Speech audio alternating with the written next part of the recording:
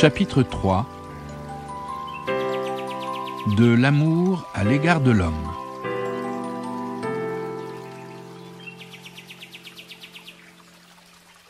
Les animaux peuvent-ils vraiment nous aimer? Nous avons déjà vu avec l'exemple de l'écureuil combien il est difficile de prouver l'existence d'un sentiment d'amour entre animaux d'une même espèce. Que dire alors d'un amour animal qui dépasserait la frontière des espèces pour se porter sur nous, les hommes? On se demande évidemment, n'est-ce pas là prendre nos désirs pour des réalités? Comme une manière de nous déculpabiliser de maintenir en captivité nos animaux domestiques. Considérons tout d'abord l'amour envers la mère, une forme d'amour puissante qu'il est possible de provoquer, comme j'en ai fait l'expérience adolescent.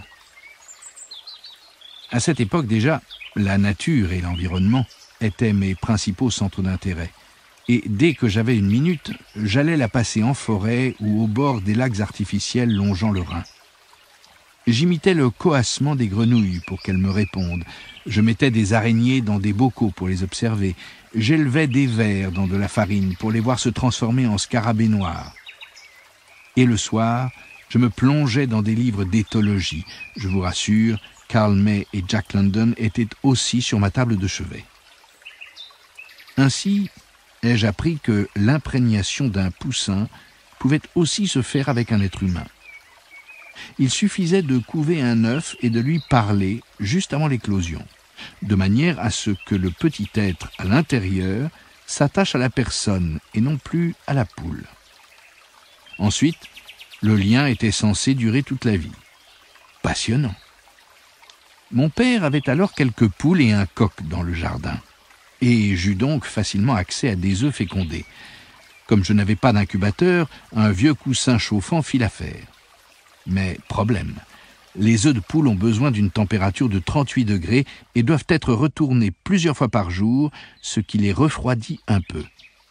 Je m'échinais donc à bricoler péniblement à l'aide d'une écharpe et d'un thermomètre ce qu'une mère poule sait faire à merveille naturellement. Pendant 21 jours, j'ai mesuré la température, enveloppé plus ou moins l'œuf dans l'écharpe, je l'ai retourné méticuleusement et quelques jours avant la date prévue pour l'éclosion, j'ai commencé à soliloquer. Et c'est arrivé. Le 21e jour exactement, une petite boule de duvet s'est frayée de son bec un chemin vers la liberté. Je l'ai aussitôt baptisé Robin des Bois. Il était tellement mignon. C'était incroyable.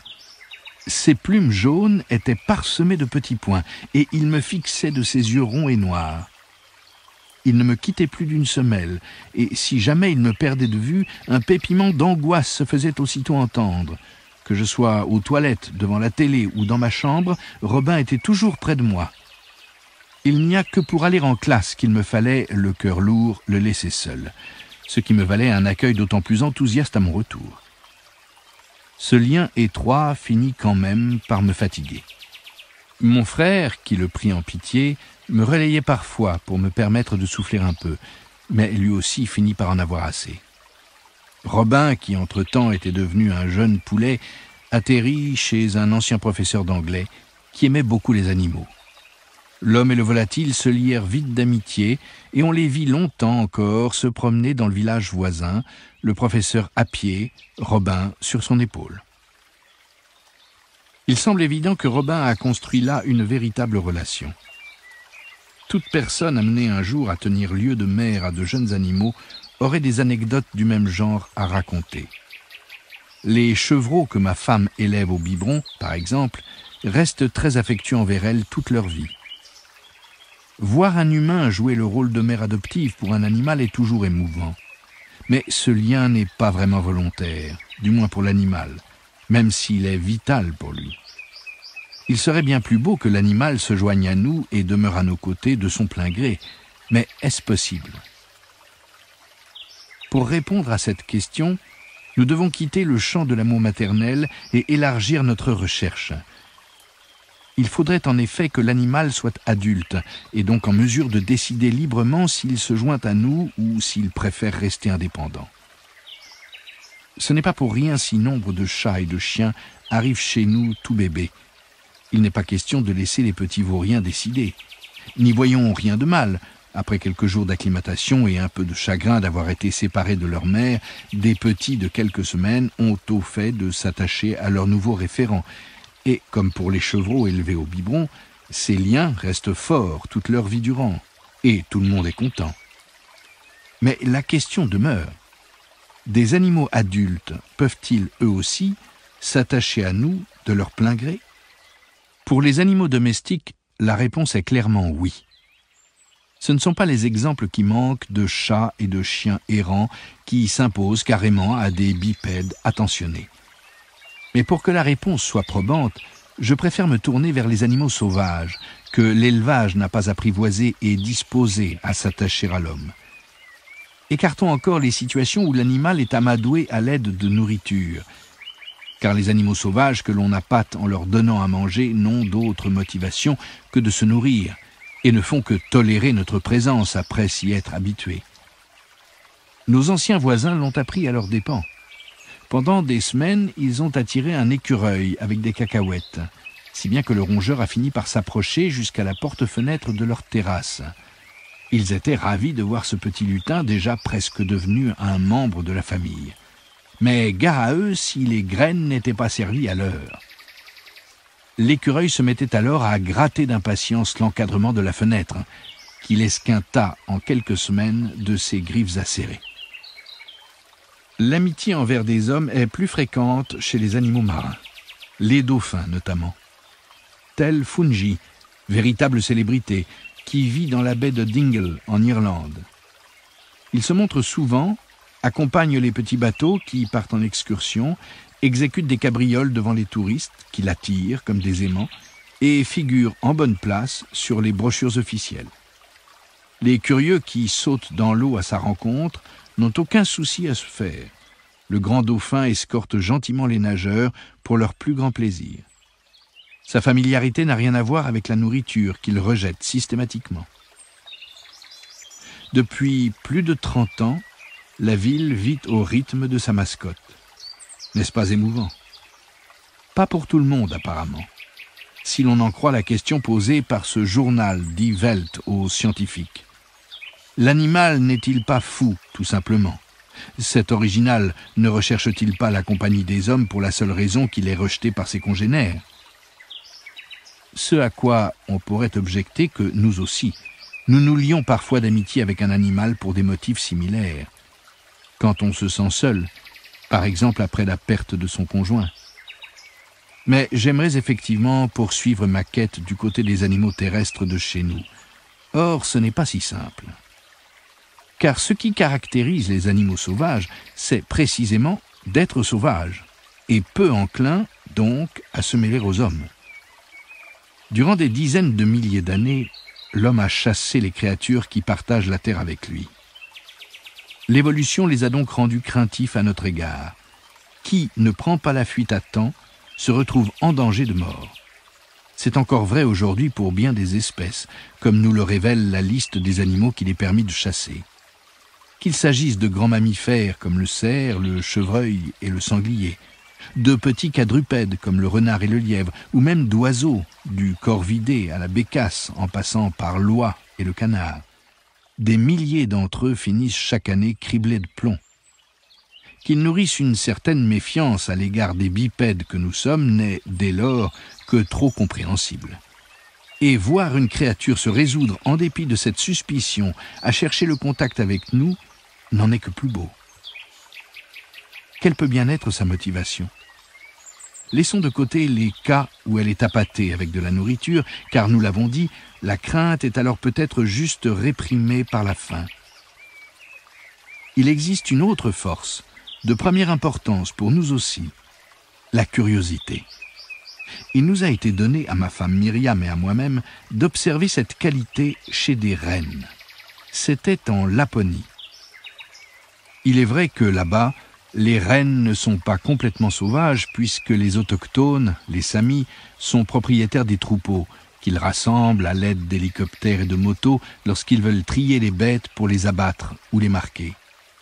Les rennes n'en ont pas moins gardé leur caractère d'animaux sauvages et se montre généralement très craintif à l'égard de l'homme. Nous campions en montagne dans le parc national de Sarek, et ce matin-là, je m'étais extirpé le premier de mon sac de couchage, en vrai lève-tôt que je suis. Je contemplais le tableau à couper le souffle offert par la nature intacte, quand je perçus soudain un mouvement à proximité. Un renne. Un seul? Non. D'autres descendaient la pente.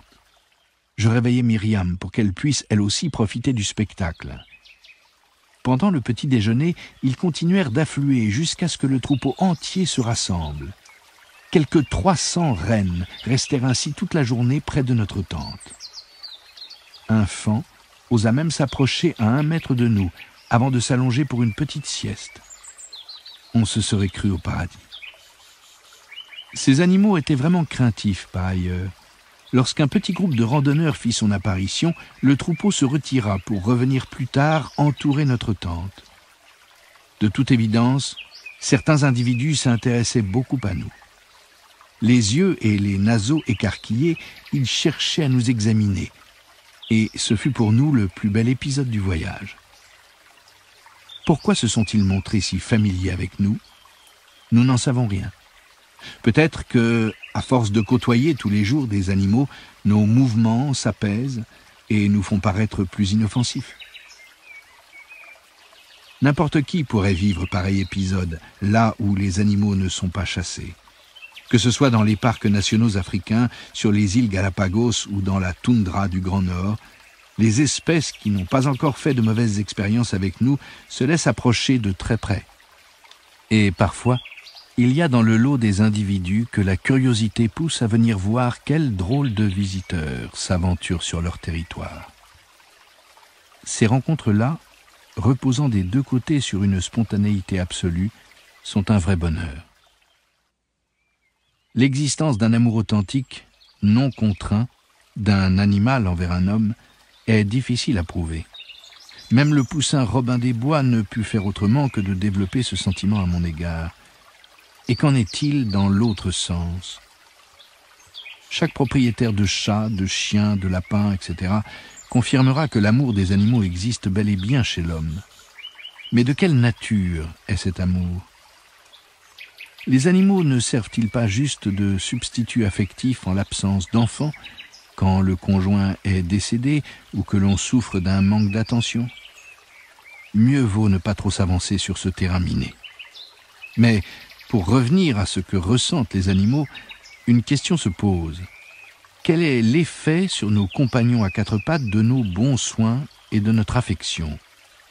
Pour commencer, elles déforment les animaux, au sens littéral du terme.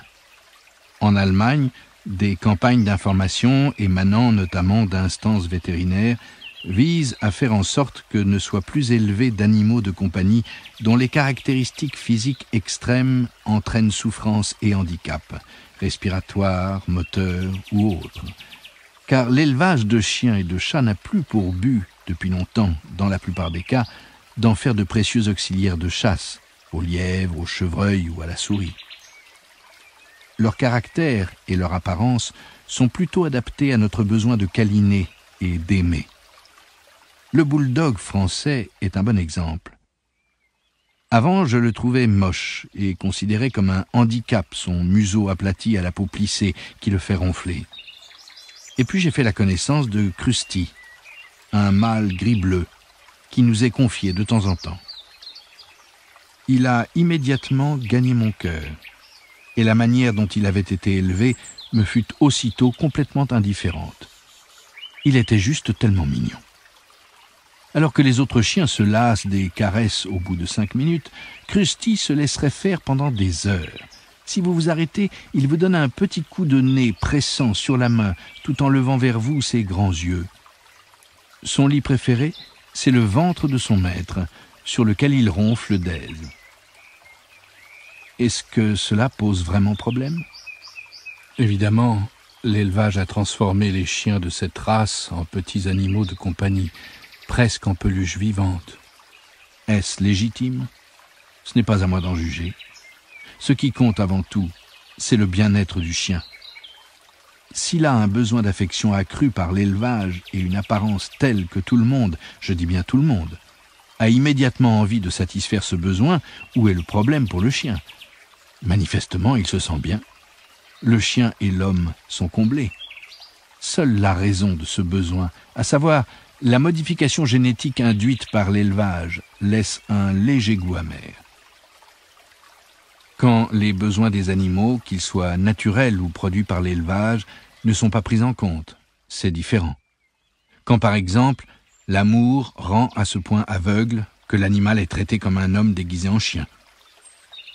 Il peut alors arriver que l'excès de nourriture, le manque d'espace pour se dépenser et de stimulation atmosphérique, de promenade dans la neige par exemple, entraînent de graves problèmes de santé, qui font souffrir à mort les chiens trop chouchoutés.